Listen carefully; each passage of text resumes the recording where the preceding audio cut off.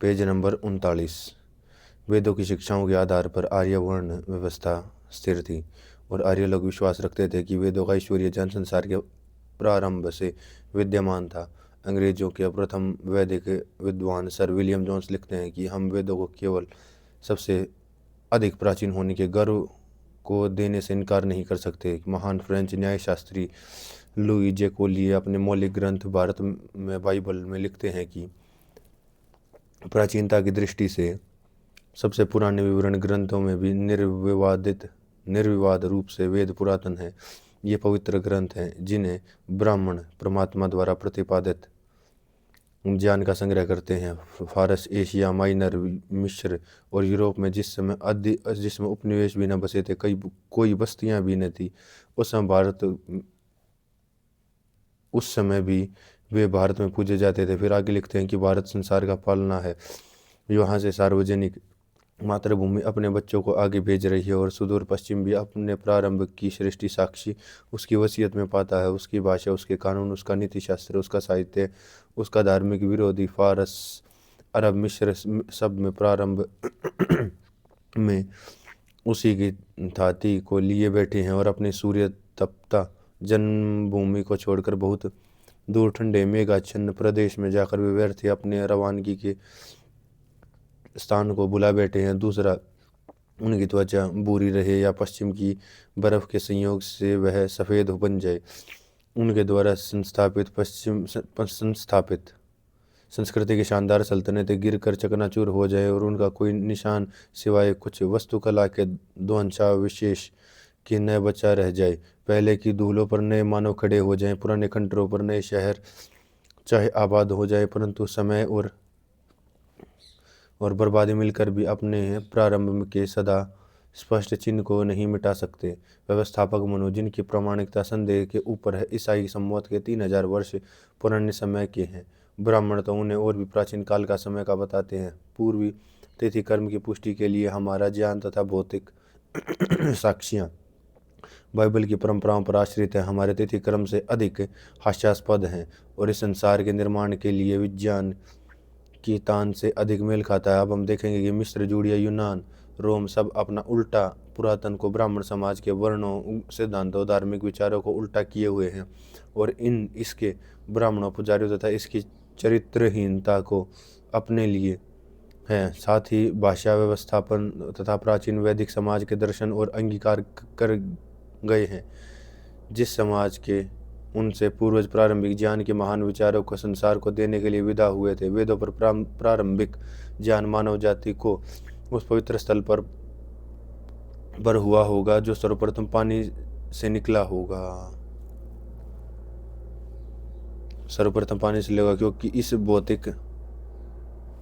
क्योंकि इस भौतिक जगत की स्थिरता में आने के बाद हमारे इस ब्रह्मांड पर जीवन की क्या संभव थी। तिब्बत का पठार सबसे पहले पानी से बाहर निकला, इसलिए वेदों का प्रारंभिक ज्ञान शुरू में मानव समाज को उस पवित्र स्थल पर हुआ होगा। अच्छे और पुण्यात्मा तथा बुरे और पापियों में मनुष्य बट गए।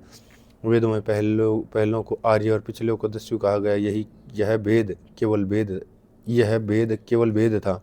नस्ल का उस समय कोई भेद नहीं था, क्योंकि सारा मानव समाज एक नस्ल का ही था। वैदिक वर्ण व्यवस्था प्राकृतिक नियमों के आधार पर वेदों में सामाजिक संगठन का ढांचा खड़ा किया हुआ है। सामाजिक संगठन का आधार व्यक्तिगत अंग संस्थान रखा गया है और व्यक्तिगत अंग स्थान के विभिन्न प्राकृतिक कार्यों के आधार पर समाज को 4 हिस्सों में विभक्त किया गया था।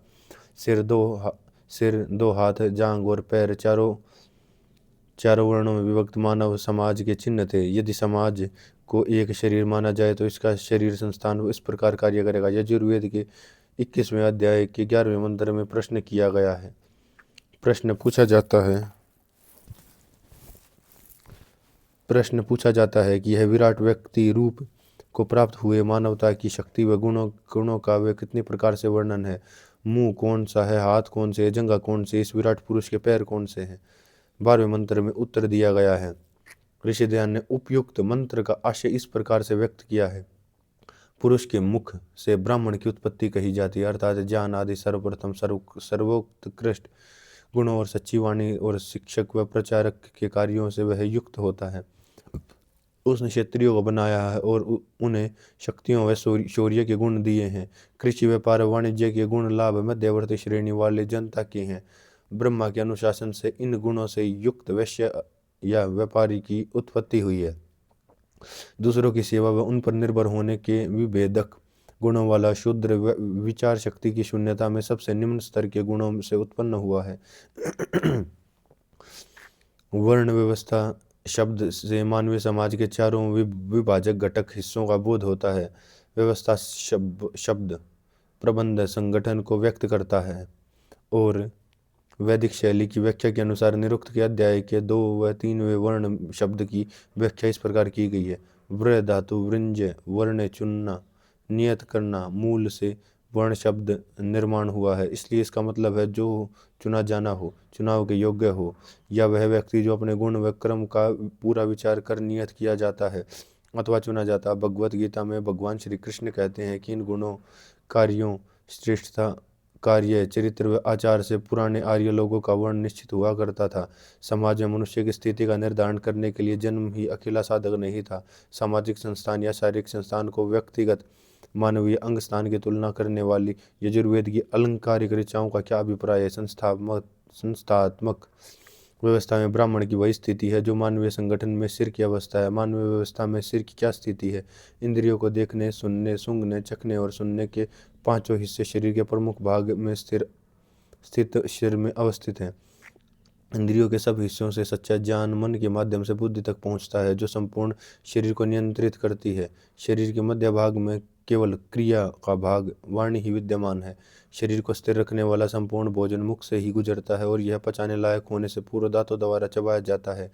विचित्र है कि मुंह उस सब भोजन को भेजता है जो सारे शरीर में विभक्त होने के लिए पचाया जाता है और अपने लिए कुछ भी नहीं रख छोड़ता।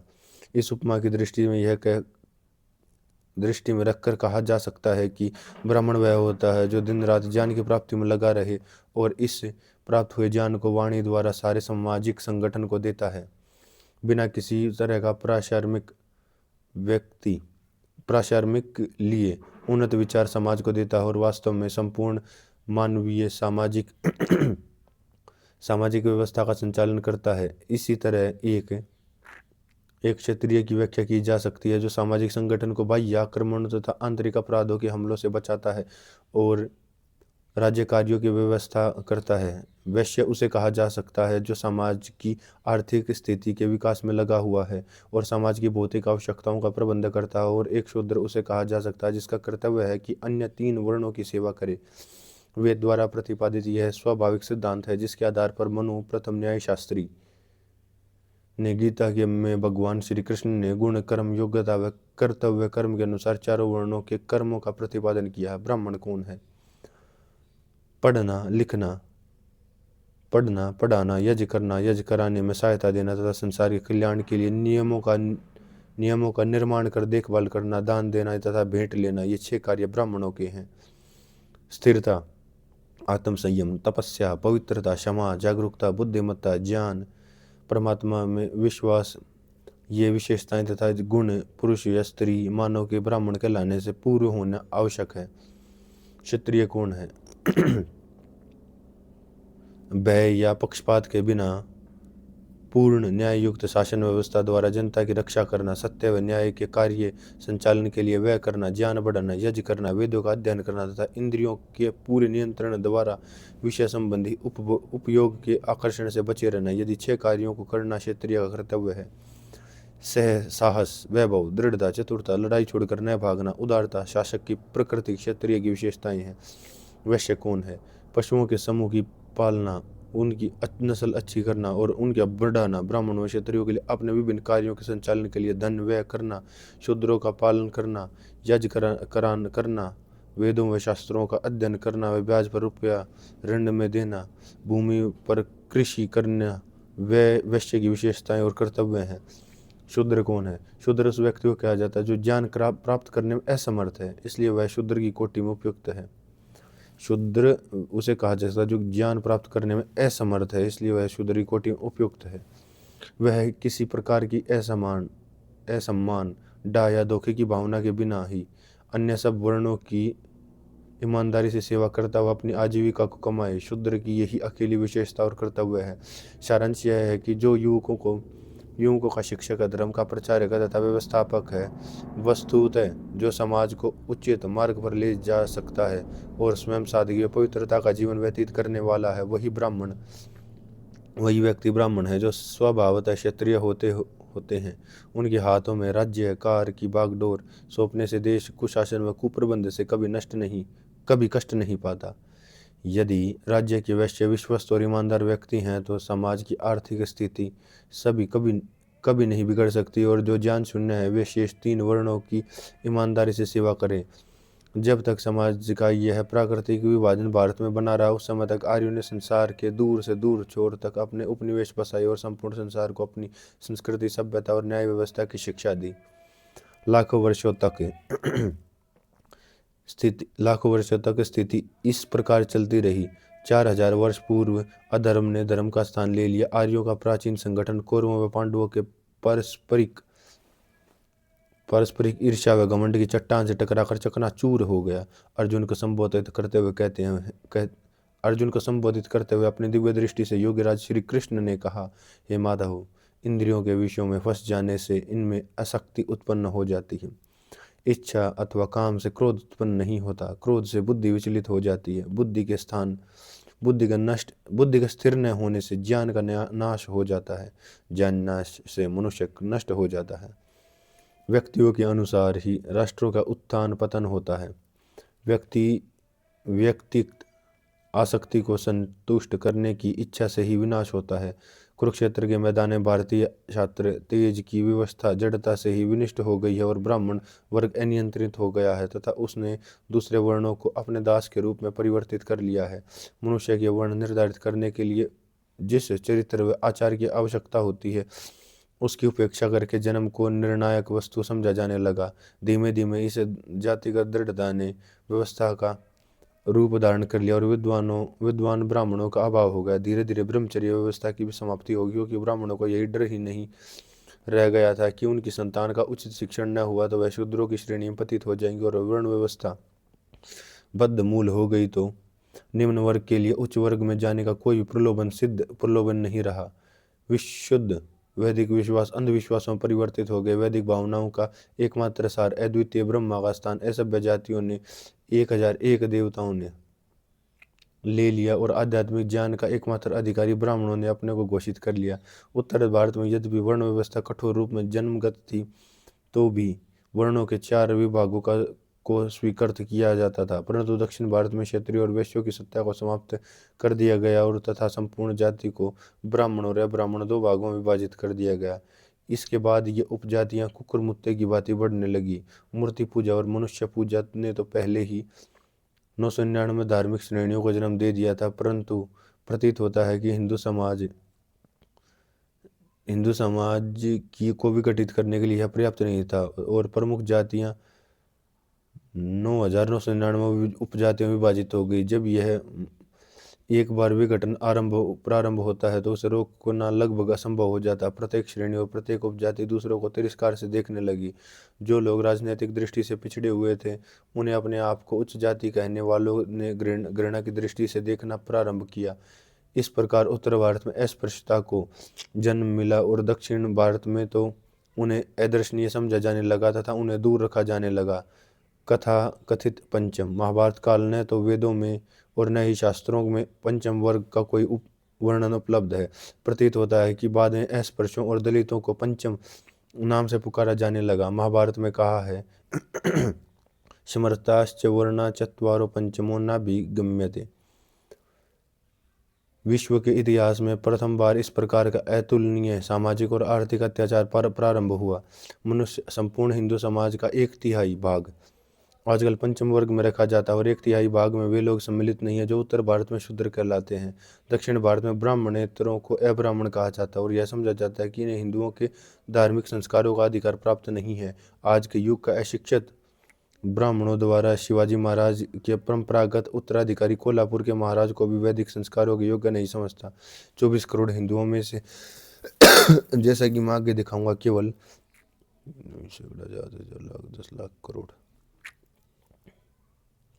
9,42,54,000 व्यक्ति ब्राह्मण हैं, लगभग 3 करोड़। 2,42,42,00,000 लगभग 3 करोड़। करोड़ उच्च वर्ण के समझे जाते हैं और शेष सबको ब्राह्मणों के ने शूद्रों में गिना है। और मनु का कहना है कि जिस देश में शूद्र बहुतायत में छा जाते हैं उस देश को अवश्य यद पतन हो जाता है। यह पंचम कहलाने वाले लोग ही गत 50 वर्षों में ईसाई मिशनरियों के शिकार हो रहे हैं। यही वर्ग है जिसमें से ईसाई समाज के लिए रंग रूट भर्ती होते हैं। भारत में वर्तमान समय में विद्यमान 50 लाख ईसाइयों में लगभग 48 लाख पंचम वर्ग में से गए हैं। अस्पृश्य गिने जाने वालों की जनसंख्या भारत सन 1921 की जनसंख्या के अनुसार बर्मा को छोड़कर ब्रिटिश भारत, बड़ौदा, ग्वालियर, मैसूर और ट्रावनकोर जैसी प्रमुख रियासतों में अस्पृश्यों अथवा दलितों की संख्या 5,26,00,000 के लगभग थी। सेंसस ऑफ इंडिया के भाग 1 पृष्ठ 224 और 226 पर इन संख्या को यथार्थता से संबंध में एक नोट देते हुए लिखा है कि इस प्रकार हिंदुओं में दलित कहे जाने वाले वर्ग को न्यूनतम संख्याओं में और मोटे मोटे रूप में ही अंकित किया गया। प्रांतीय संख्याओं को के जोड़ने से यह लगभग 5,30,00,000 तक पहुंचती हैं। तो यह भी ध्यान रखना चाहिए कि ये संख्या न्यूनतम और अनुदर अंकन का परिणाम है, क्योंकि इन संख्याओं के निम्न बातें समाविष्ट नहीं है। दलित वर्ग से संबंध जातियां उपजातियों का ठीक ठीक परिगणना और उनका शक्ति संतुलन। वे आदिवासी जातियां जो कि अभी अभी हिंदुओं में समाविष्ट हो गई हैं और शुद्र नहीं गिनी जाती। हम पूर्ण विश्वास के साथ अशुद्ध माने जाने वाले दलित वर्ग के 5 करोड़ और 6 करोड़ों के बीच में खुद आंक सकते हैं। इसमें पहाड़ों और जंगलों में रहने वाली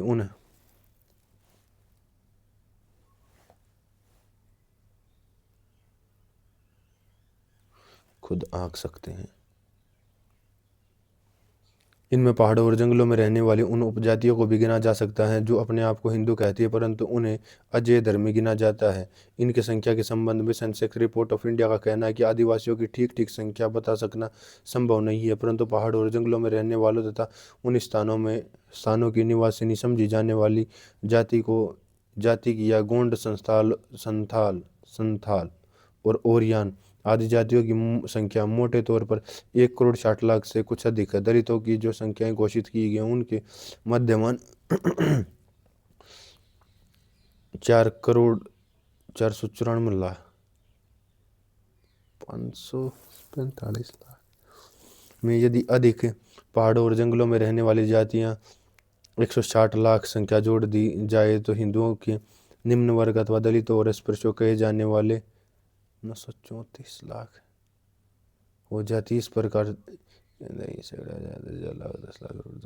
30 करोड़ मोटे मोटे रूप में 9 करोड़ उपयुक्त हो जाते हैं, अर्थात हिंदू संख्या का 1/3 भाग इससे उसके एक कारण पृथक हो जाता है, क्योंकि 40,00,000 का पुरोहिताई करने वाले एक वर्ग एवं अपने को सनातनी धर्मानुयायी कहने वाले ब्राह्मणों उनसे अमानुषिक व्यवहार करने के लिए प्रोत्साहित करते हैं। मेरा यह अभिप्राय है कि 142,00,000 ब्राह्मणों में से केवल 40,00,000 से हैं, क्योंकि शेष तो अन्य नास्तिक कहे जाने वाले हिंदुओं, यहाँ लेखक का अभिप्राय सुधारक हिंदुओं से है कि भांति अस्पृश्यता को पूर्ण रूप से समाप्त कर देने के लिए व्यग्र है। मैं जानना चाहता हूँ कि क्या जागृत और शिक्षित 1 करोड़ ब्राह्मणों की नैतिक सहायता से संगठित 14 करोड़ अब्राह्मण अपने 7 करोड़ सहधर्मियों का गोमांसाहारी धर्मों वालों द्वारा अपहरण होने देंगे? अस्पृश्यता प्रगति में बाधक है। हिंदुओं में प्रचलित अस्पृश्यता का अभिशाप उनके सम्मान पर एक बट्टा है और उनके इस पाप का दुष्परिणाम संपूर्ण भारतीय राष्ट्र भुगत रहा है।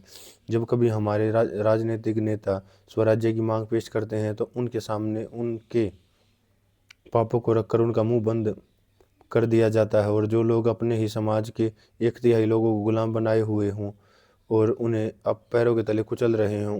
उन्हें विदेशियों द्वारा किए गए अत्याचारों के विरुद्ध शिकायत करने का कोई अधिकार नहीं है। अछूत कौन है? प्रश्न उत्पन्न होता है कि ये स्पर्शों द्वारा अछूत कौन है? क्या वे दक्षिणी अफ्रीका के जुल्लू लोगों के देश से आए आए थे, अथवा नरक की जलती हुई अग्नि में से बाहर धकेल दिए गए थे? कम से कम ये वे स्वर्ग से नहीं ही गिराए गए थे। यह तो उनकी अवस्था में भली भांति प्रकट है। यदि थोड़ी सी देरी और पक्षपात शून्य होकर खोज की जाए तो यह अच्छी प्रकार सिद्ध हो किया जा सकता है कि अछूतों के तो और भी भंगियों और डेडों के भी गोत्र वही हैं जो कि इन तीन उच्च वर्ण कही जाने वाले स्वर्ण हिंदुओं के हैं। इस प्रकार यह स्पष्ट है कि इनका भी मूल उद्गम स्थान वही है जहाँ से ब्राह्मण, क्षत्रिय और वैश्य प्रकट हुए हैं। बहुत संभव है कि उनके नैतिक पतन के कारण ही उन्हें सामाजिक दृष्टि से भी निम्न वर्ग में धकेल दिया गया। यदि वे अपने रहन सहन को सुधार लेते और नैतिक दृष्टि से ऊपर उठने को लगते तो उन्हें अपने साथ पुरानी स्थिति प्राप्त करने के लिए कोई नहीं रोक सकता था। यह एक सीधा साधा सत्य है जिसकी हिंदुओं ने शताब्दियों से उपेक्षा की है। महाप्रभु चैतन्य, कबीर, नानक, दादू, गुरु गोविंद तथा अन्य सुधारकों ने हिंदुओं के इस पाप के विरुद्ध आवाज उठाई, परंतु उनकी वाणियां बहरों के कानों में पड़ी। जब एक बाल ब्रह्मचारी का प्रादुर्भाव हुआ और उसने गुंजयमान शब्दों में हिंदुओं के कर्तव्यों की भावना को की और संपूर्ण आर्य जाति की हड्डियों तक को कांप दिया। यह सुधारक था महर्षि दयानंद सरस्वती।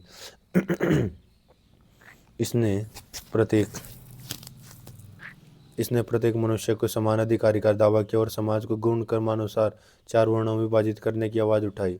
जब यह महान आचार्य कार्यक्षेत्र में उतरा तब हिंदुत्व धारा प्रवाह के रूप में ईसाइयत में विलीन होता चला जा रहा था। उसने एक बुलंद और आध्यात्मिक आवाज में रोकने का आदेश दिया और प्रवाहित होती हुई धारा एकदम रुक गई। पथभ्रष्ट लोगों को पथ का निर्देश किया। देहरादून के मुंशी मोहम्मद उमर को पुनः ग्रहण करके अलखदारी नाम रखा गया। इसके बाद तो उन सैकड़ों हिंदुओं को जो कि लालच द्वारा सार्वजनिक वैदिक अक्षय वृक्ष की छाया से दूर हट गए थे, पुनः आर्य धर्म में खींच लिया। परिणामतः उच्च वर्ग के हिंदुओं का विरोधी धर्मों में प्रवेश कर भूतकालीन वस्तु हो गई। जब महर्षि दयानंद ब्राह्मण धाम को प्रस्थान कर गए तो आर्य समाज ने अपना आचार्य के काम को उठा लिया। तब ईसाई मिशनरी ने दुराग्रही हिंदुओं द्वारा पीड़ित अछूत वर्ग को पौल के धर्म में परिवर्तित करने का विचार किया। यह एक सरल और सीधा सा कार्य था। एक बार रामचरण चमार की चोटी कटी तो उसके माथे पर पानी से क्रॉस के चिन्ह बनाए गए। उसने गौमांस खाना शुरू कर दिया और उसका नाम पीटर, जॉन अथवा पॉल रख दिया गया। उसे उसी कालीन पर बैठने का अधिकार प्राप्त हो गया। उसी कुएं से पानी खींचने का अधिकार मिल गया जिन पर उपयोग स्वर्ण हिंदू करते थे। तो और वह ब्राह्मणों से हाथ में मिलाने लगा। चमार, ढेड, डोम और पारसी हजारों की संख्या में ईसाइयत को अपनाने लगे। तब इस समस्या की ओर आर्य समाज का ध्यान आकृष्ट हुआ और आर्य समाज ने पथभ्रष्ट लोगों को इन पथ पर लाना शुरू किया। तब समाजियों ने लोगों को प्रश्रय और अभय देना, अपने को धर्म को छोड़कर जाने वाले दलितों को शुद्ध करना आरंभ कर दिया। इस शुद्ध आंदोलन का कट्टर हिंदुओं द्वारा प्रबल विरोध किए जाने के कारण यह प्रतीत होता है कि अछूतोद्धार का कार्य लगभग असंभव हो जाएगा। परंतु आर्य समाज ने हर हाल पर अपना दृढ़ हाथ रखकर भूमि को सुधार के लिए बीज बोए जा सकने योग्य बनना नहीं छोड़ा। सबसे पहले रहतियों की सामूहिक शुद्धि की गई। यह एक सिखों का वर्ग था, परंतु खालसा लोग भी ने अपने साथ एक दरी पर नहीं बैठने का अधिकार देते थे। सिख धर्म के संस्थापक श्री गुरु गोविंद सिंह ने स्वयं इस वर्ग को कृपाण द्वारा तैयार कर अमृत पिलाकर सिख धर्म में दीक्षित किया था। सन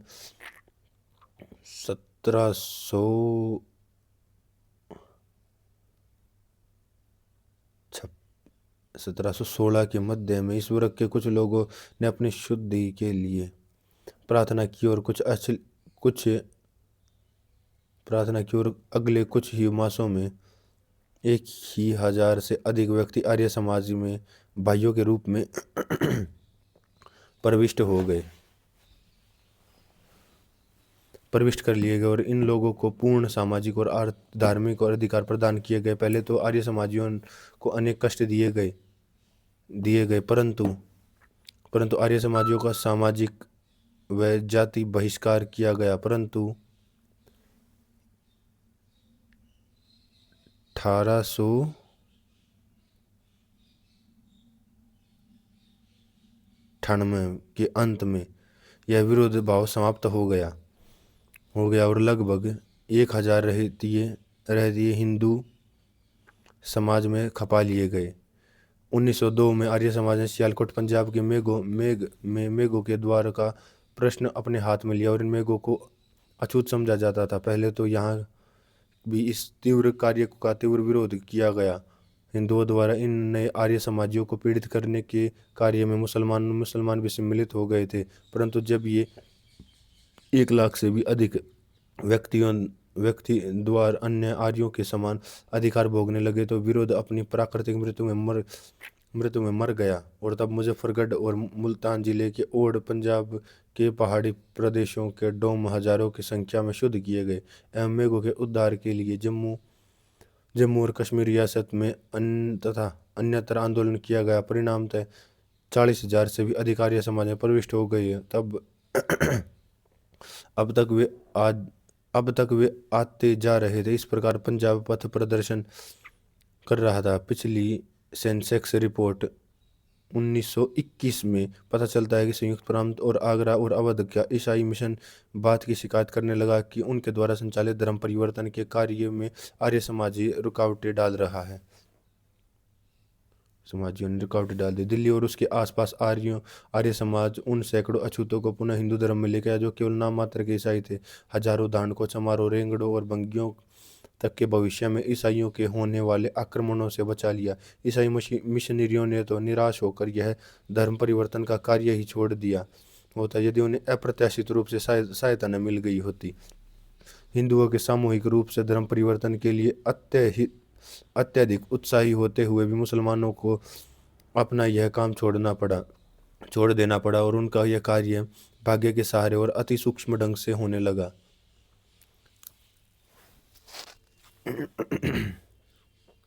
सेंसस रिपोर्ट में यह स्पष्ट हो गया कि 1911 में पंजाब तथा अन्यत्र मुस्लिम बंगियों की संख्या कम हो गई है, जबकि अनुपात में हिंदू बंगियों की संख्या बढ़ गई है। संयुक्त प्रांत में के संबंध में 1911 की सेंसस रिपोर्ट के पृष्ठ 54 पर कहा गया कि इस्लाम में धर्म परिवर्तित करने के उदाहरण इतने विरल हैं कि उनकी उपेक्षा की जा सकती है, परंतु ऐसे युग आंदोलन के पूर्ण यौवन के दिनों में जब महात्मा गांधी ने स्वराज प्राप्त करने की शर्तों में एक यह भी शर्त दी थी कि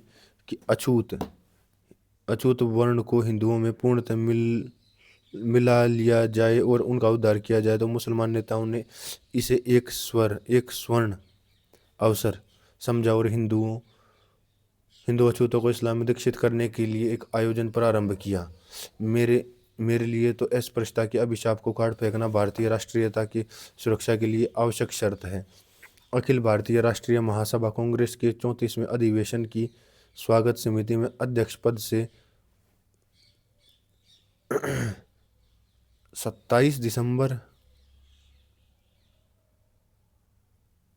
1911 को अमृतसर में बोलते हुए मैंने राष्ट्रीयता को संकट में से निकालने के लिए राष्ट्रीयता, शिक्षण और अस्पृश्यता निवारण इन 2 साधनों पर बल दिया।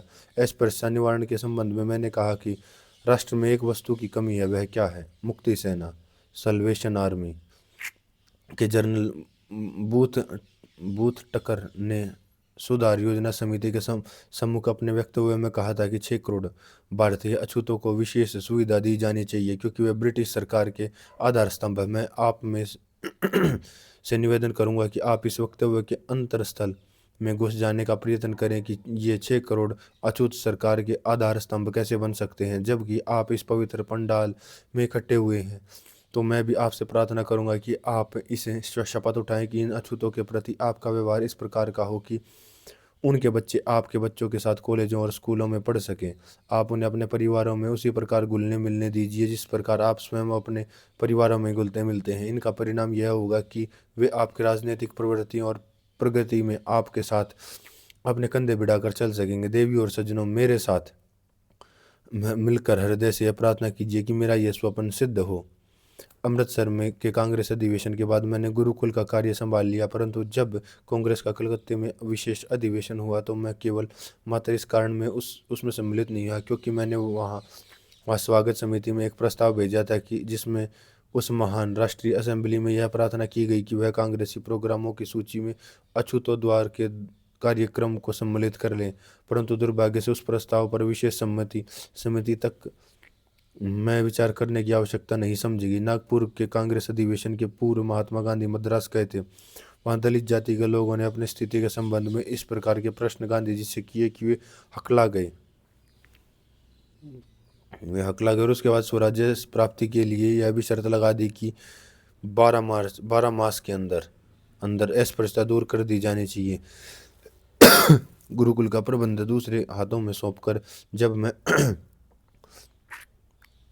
14 अगस्त 1921 को दिल्ली पहुंचा तो दलितों का प्रश्न उग्र रूप धारण कर चुका था। तब मैंने दिल्ली में दलितोद्धार सभा का संगठन किया और महात्मा गांधी को कार्य समिति से आर्थिक सहायता दिलाने के लिए तार दिया, परंतु बाद में मुझे पता लगा कि कांग्रेस इस संबंध में कुछ नहीं कर सकती और 1 सितंबर 1921 को मैंने एक पत्र हिंदी में महात्मा जी को लिखा। उसका भाग इस प्रकार है। मैंने लाहौर से तार दिया था। मैं चाहता हूं कि प्रांतीय कांग्रेस कमेटी के द्वारा आर्थिक सहायता दी जाए, परंतु दिल्ली पहुंचने पर मुझे ज्ञात हुआ कि कांग्रेस के लिए अछूतोद्वार कार्य के लिए व्यय करना असंभव है। अतः दिल्ली और आगरा के चमारों की केवल मात्र यह मांग थी कि उन्हें उन कुओं से पानी भरने दिया जाए जिनसे हिंदू और मुसलमान दोनों पानी भरते थे कि और उन्हें पानी पत्तों द्वारा न पिलाया जाया करे। मैं अनुभव करता हूं कि कांग्रेस कमेटी के लिए केवल इस मांग को पूरा करा सकना संभव नहीं है। केवल इतना ही नहीं, मैंने जिस कांग्रेसी मुसलमान से इस कार्य के लिए सहायता मांगी थी उसने उत्तर दिया कि यदि सार्वजनिक कुआं से हिंदुओं ने अछूतों को पानी भरने की आज्ञा दे भी दी तो मुसलमानों ने बल प्रयोग द्वारा कुएं से भगा देंगे, क्योंकि चमार मुर्दा पशुओं का मांस खाते हैं। मैं अपने अनुभव से कह सकता हूँ कि इन चमारों में से हजारों शराब और मांस भी को छूते भी नहीं होंगे और जिन्हें मुर्दा मांस खाने की लत भी पड़ गई थी, अब वे आर्य समाज के प्रचार के परिणाम स्वरूप अपनी इस आदत को छोड़ते जा रहे हैं। मैंने यह पत्र आपको केवल सूचना देने के लिए लिखा है कि अब मैं कांग्रेस कार्य समिति से आर्थिक सहायता के लिए प्रार्थना नहीं कर सकता। अब मैं अपने सीमित स्रोतों के अनुसार जो कुछ कर सकता हूं वह सब करूंगा। एक अवसर और उपस्थित हुआ जब मैं लखनऊ में होने वाले कांग्रेस का अधिवेशन के समय यह प्रयत्न किया कि कांग्रेस सच्चे हृदय से अस्पृश्यता निवारण के प्रश्न को अपने हाथ में ले ले, परंतु इस पत्र व्यवहार का कुछ परिणाम नहीं निकला। इस पत्र व्यवहार को मैंने माई पार्टिंग एडवाइस के नाम पर कुछ समय पूर्व प्रकाशित कर दिया और वहां देखा जा सकता है। प्रकरण 33 बाल विवाह और पद दलित स्त्री समाज। हे ब्राह्मण, हमारे राष्ट्र में ज्ञानवान ब्राह्मण उत्पन्न हो, बाण चलाने के लिए कुशल, शत्रुओं को ताड़ना देने वाले महारथी निर्भय राजपुत्र उत्पन्न हो, दूध से तृप्त करने वाली गोएं, राज बार उठाने में समर्थ बैल, शीघ्रगामी घोड़े, व्यवहार कुशल स्त्रियां, रथ पर स्थिर हो रहने वाले, शत्रुओं को जीतने वाले सभ्य युवा पुरुष उत्पन्न हो। हमारे राज्य के घर में वीर पुरुष उत्पन्न हो। जिस कार्य के लिए हम केवल प्रयत्न करें उस कार्य में मेघ वर्षा करें। हमारे लिए औषधियाँ फलवाली होकर पके। हमारे लिए कल्याणकारक विधान करो। आज से लगभग 6000 वर्ष पूर्व जब से हमारी संस्कृति और सभ्यता का पतन आरंभ हुआ है, प्रत्येक घर और प्रत्येक यज्ञशाला में उपयुक्त प्रार्थना की जाती थी। यह प्रार्थना प्रत्येक स्त्री और पुरुष के हृदय से निकलती थी, परंतु इस प्रार्थना का वाणी से उच्चारण होता था और क्रियात्मक रूप से अनुसरण किया जाता था। भगवान द्वारा प्रदत्त ज्ञान और सत्य के उपदेष्टा अर्थात सच्चे ब्राह्मण कैसे पैदा किए जा सकते हैं, समाज के रक्षक क्षत्रियों को किस प्रकार शक्ति ने से विभूषित किया जा सकता है कि वे अधर्म का नाश कर सके, समाज के नेता किस प्रकार के यज्ञों को पूर्ण कर सकते हैं कि समय पर वर्षा हो और अन्न फल तथा वनस्पति की उत्पत्ति द्वारा जन सामान्य का ठीक ठीक पोषण हो। वेद और जीवन विज्ञान के अनुसार इसका एकमात्र यही उत्तर हो सकता है कि हो सकता है और वह उत्तर हमारे समाज के प्रथम कानून निर्माता मनु के शब्दों में यत्र नार्यस्तु पूज्यन्ते रमन्ते तत्र देवता यत्र तास्तु न पूज्यन्ते सर्वस्तत्र अफला क्रिया, जिस समाज में नारियों का आदर किया जाता है वहाँ देवताओं का निवास होता है, अर्थात जहाँ सत्य, पवित्रता, सुख, शांति और संपदा का निवास होता है। परंतु वहाँ जहाँ उनका निरादर किया जाता है वहाँ संपूर्ण क्रियाएं असफल होती हैं। जब तक समाज में स्त्रियों का स्थान देवी के रूप में था तब और वे अपने कर्तव्यों के अधिकारों के रूप में भाग बांटती थी, तब तक प्राचीन आर्यवर्त संसार का गुरु बना रहा। संपूर्ण विश्व में आर्यों की समाज व्यवस्था का अनुकरण किया जाता था। इस प्रकार यह प्राचीन देश सच्चे अर्थों में आर्यवर्त कहा जाता था। हमारे प्रथम स्मृतिकार के दो शब्दों में संपूर्ण विश्व के निवासी ब्राह्मण के चरणों में बैठकर सभ्यता का पाठ पढ़ने के लिए इस देश में आते थे। उस समय कोई भी व्यक्ति आत्मविश्वास को निमंत्रण दिए बिना आर्य देवियों को कामोत्तर चक्षुओं से नहीं देख सकता था। कोई भी पापी दंड पाए बिना नहीं बच सकता था। परंतु जब से हमें से यह अभिमान लंपटता और चूर होकर दुशासन जैसे राक्षस पैदा हो गए हैं और समाज की द्रौपदियों के स्थितियों पर आक्रमण करने लगे हैं, तो महाभारत के युद्ध का जन्म हुआ। इससे न केवल हमारी पवित्रता और पराक्रम को नष्ट कर दिया, अपितु सच्चा ब्राह्मणत्व और रक्षक क्षत्र धर्म भी नष्ट हो गया। तब वाममार्गियों ने गुप्त रूप से आमोद प्रमोद के आयोजन आरंभ किए गए। परिणामतः समाज अव्यवस्थित हो गया। देश के विभिन्न भागों में छोटे छोटे राज राजा उठ खड़े हुए और ईर्ष्या और द्वेषवश एक दूसरे से लड़ने झगड़ने लगे। उनका एकमात्र यदि कोई आदर्श था तो वह था विजित प्रदेशों का उपभोग कर सामाजिक अव्यवस्था को जन्म देना। सारांश यह था कि 1300 वर्ष पूर्व हर्षवर्धन के राज्यकाल के समय भारत की अवस्था यह थी। बाल विवाह एक अज्ञात वस्तु थी, इसलिए बाधित वैधव्य नहीं था और हिंदू समाज की शांति में कोई खलल नहीं पैदा हुआ। परंतु जब अत्यंत संगठित रूप से सुदृढ़ धार्मिक श्रद्धा से पूर्ण पुरुष के साथ मुस्लिम आक्रांताओं ने इस देश पर आक्रमण करके असंगठित हिंदुओं शत्रुओं को पराजित कर दिया, तो हिंदू नवयुवतियों विजेताओं की कामुकता का शिकार होने लगे। उत्तर भारत में कुलाचार भ्रष्ट हिंदुओं ने हमारे घरों पर मुस्लिम गाजियों के इन आक्रमणों से बचने के लिए बाल विवाह और पर्दे जैसी अप्राकृतिक वस्तुओं को रिवाज के रूप में अपने समाज में ग्रहण कर लिया। छोटी छोटी कन्याओं का छोटे छोटे लड़कों से ब्याह होने लगा और कभी कभी तो उदरस्त बच्चों का वागदान कर दिया जाता था। वह निरंकुश और निर्दयी मुसलमान शासन अभूत की वस्तु हो गया है। पर हिंदू समाज की जीवनी शक्ति को नष्ट करने वाली सामाजिक कुरीतियों को समाप्त कर देने के लिए परिस्थितियों गत 70 वर्षों से अनुकूल हैं। परंतु रिवाज के जाल में जकड़ा हुआ हिंदुत्व अभी तक सोया हुआ और हिलने तक में आपत्ति करता है। भारत में दूरतम कोने तक हिंदुओं में अब भी बाल विवाह प्रचलित है। सन 1921 की जनगणना की तालिका के अनुसार मैसूर में सनातनी हिंदुओं, मुसलमानों और ईसाइयों में तुलनात्मक दृष्टि से बाल विवाह का प्रचलन है। 5 वर्ष की आयु से पूर्व हुए लड़कों का विवाह हिंदू लड़के 95, लड़कियां 128, ईसाई के 10 और 1, मुसलमान के 2 और 2, 5 से 10 वर्ष तक के लड़कियों का विवाह।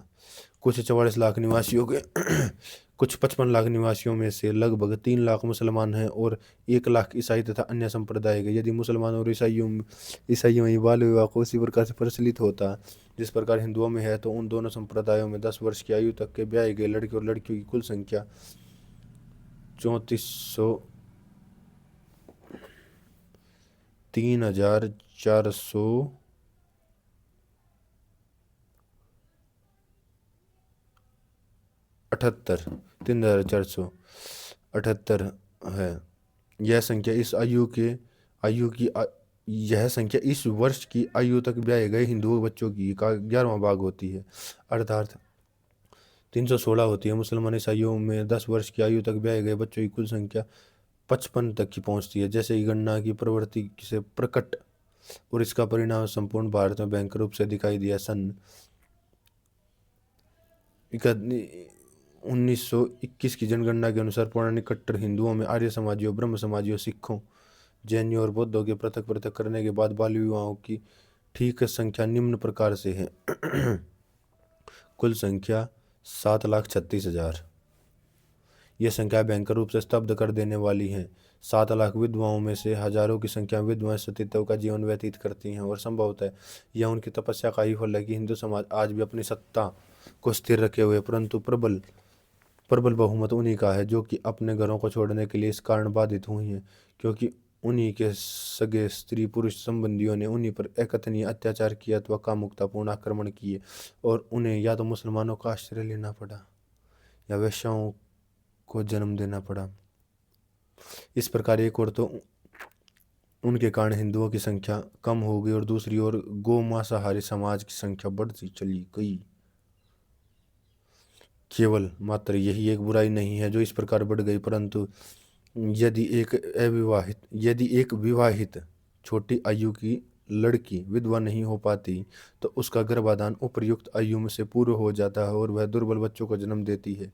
इसी वस्तुओं ने हिंदुओं को एक दुर्बलों की जाति बना रखा है। आयुर्वेद के हिंदू शास्त्रों ने इस व्यवस्था की घोर निंदा की है। सुश्रुत के 6वें अध्याय के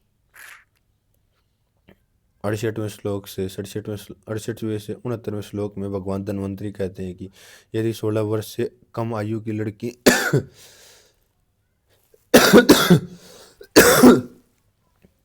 यदि 16 वर्ष से कम आयु की लड़की 24 वर्ष से कम आयु वाले पुरुष से गर्भाधान कराती है तो प्राय गर्भपात हो जाता है, और यदि गर्भपात नहीं होता तो बच्चा बहुत देर तक जीवित नहीं रहता।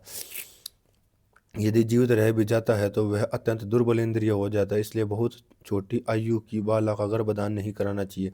महामुनि धन्वंतरी ने 16 वर्ष की कम आयु की कन्या को अत्यंत बाला कहा है, परंतु हिंदू समाज में प्रतिदिन 13 वर्ष की और कभी कभी तो 12 वर्ष की कन्या को एक बच्चे के साथ देखा जा सकता है, और तब भी उस समाज की अंतकरण पर कोई चोट नहीं लगती। इसका परिणाम यह हो रहा है कि मुसलमान द्विगुणित और त्रिगुणित होते जा रहे हैं, जबकि हिंदुओं की संख्या उत्तरोत्तर कम होती जा रही है।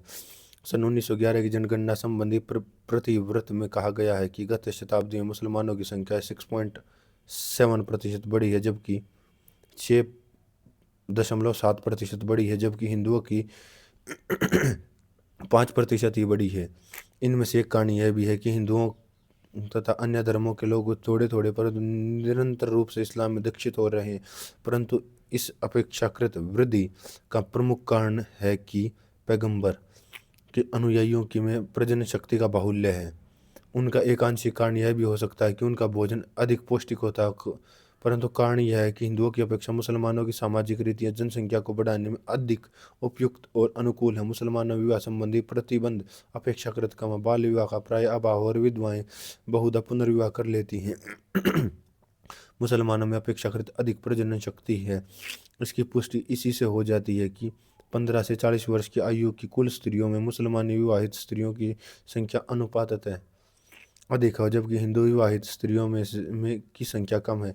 इसका यही परिणाम है कि 14 से 40 वर्ष 15 से 40 वर्ष की आयु की कुल स्त्रियों में मुसलमानी विवाहिता स्त्रियों की संख्या अनुपातत है अधिक है, जबकि हिंदू विवाहित स्त्रियों की संख्या कम है। इसी का परिणाम यह है कि 15 से 40 वर्ष के प्रत्येक मुसलमान व्यक्ति के पीछे 5 वर्ष तक की आयु के लगभग 35 बच्चे हैं, 36 बच्चे, और जबकि हिंदुओं में केवल 33 बच्चे हैं। एक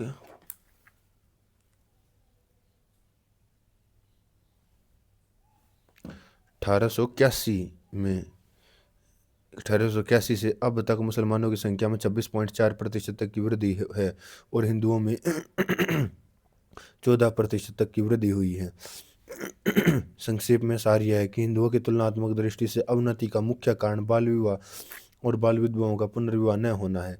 इस सब से बढ़कर हिंदू मुसलमानों के बीच दंगों और द्वेषों का एक कारण हिंदू बाल विधवाओं की समस्या भी है।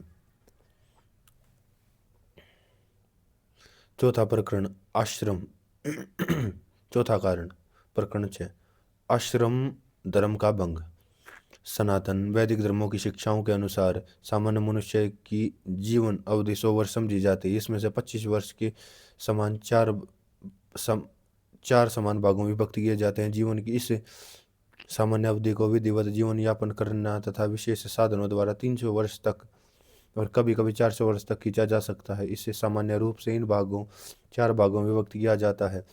नंबर 1 ब्रह्मचर्य अथवा विद्यार्थी जीवन। नंबर 2 गृहस्थ जीवन। नंबर 3 वानप्रस्थ जीवन अर्थात चरित्र की कमियों को पूरा करने के लिए साधु जीवन व्यतीत करना एवं आध्यात्म विद्या तथा चिंतन का अभ्यास। नंबर 4 संन्यास जीवन अर्थात संपूर्ण सांसारिक संबंधों को समाप्त करके विश्व भर में सत्य और सदाचार का प्रचार करना तथा त्याग में जीवन व्यतीत करना। इस प्रकार यह देखा जा सकता है कि आश्रम धर्म की पूर्ण रचना एक ही चूल पर लटक रही है, वह है ब्रह्मचर्य। जब तक इंद्रियां विधिवत और उपयुक्त ढंग से अभ्यस्त न हो जाएं और शरीर की भौतिक वृद्धि से समरस न हो, कर्मेंद्रिय जनेन्द्रिय मन बुद्धि स्मृति और अहंकार अपने नियंत्रण में न हो, तब तक मनुष्य जीवन का उत्तर भाग अर्थात शेष 3 आश्रम समरस रूप में और प्राकृतिक नियमक रूप में नहीं व्यतीत हो सकता। प्राचीन भारत में लड़कों और लड़कियों के लिए पृथक पृथक ब्रह्मचर्य आश्रम थे और इनमें से शारीरिक और बौद्धिक शिक्षण होता था। भारत में बौद्ध काल तक में योगों का शिक्षण किस प्रकार होता था, यह नालंदा और तक्षशिला के अवशेषों में से प्रकट है। ये शिक्षणालय गुरुकुल कहलाते थे क्योंकि आचार्य विद्यार्थियों का स्थानापन्न माता पिता होता था। एक समय था जब कि उच्च वर्ग के हिंदू वयस्क गुरुकुल शब्द से ही अपरिचित थे और शिक्षित भारतीय गुरुकुल शिक्षण पद्धति के प्रवर्तकों के प्रयत्नों को व्यंग्य दृष्टि से देखते थे, परंतु अब यह भूत की वस्तु हो गई है। प्रत्येक भारतीय और प्रगतिशील विदेशी भी ब्रह्मचर्य को समझता है। इसलिए इसके अधिकतर विस्तार में जाना निरर्थक है। इतना ही कहना पर्याप्त है कि ब्रह्मचर्य के यथार्थ तत्व के लुप्त होने पर हिंदू जाति की जीवनी शक्ति समाप्त हो गई और ये सारे संसार के साहसी अब यात्रियों की महत्वाकांक्षाओं का शिकार हो गई। भगवान धन्वंतरी ने लड़कों के लिए विवाह योग्य आयु 25 वर्ष और कन्याओं के लिए 16 वर्ष नियत की है। महामुनि का कहना है कि विवाह के लिए पुरुषों की न्यूनतम आयु 25 वर्ष और स्त्रियों के लिए 16 वर्ष निर्धारित की है, परंतु यह तो ब्रह्मचर्य के निमित्त आवश्यक उपायों में से एक है।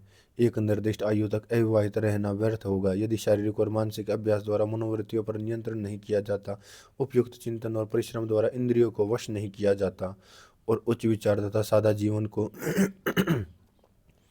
की एक उक्ति को चरितार्थ नहीं किया जाता। इस उद्देश्य की सिद्धि के लिए शिक्षण के वर्तमान रूप में पूर्ण रूप से परिवर्तन कर देना होगा। वस्तुतः आर्य समाजियों में भी इस प्रकार के प्रयत्न आरंभ हो गए हैं। प्राचीन विचारों के कट्टर सनातनियों में भी हलचल प्रारंभ हो गई है। जैनियों ने भी इसका अनुसरण किया है, परंतु हिंदू जाति को प्राचीन भौतिक और नैतिक शक्ति प्राप्त करने के लिए संगठित और प्रचंड प्रयत्नों की आवश्यकता है।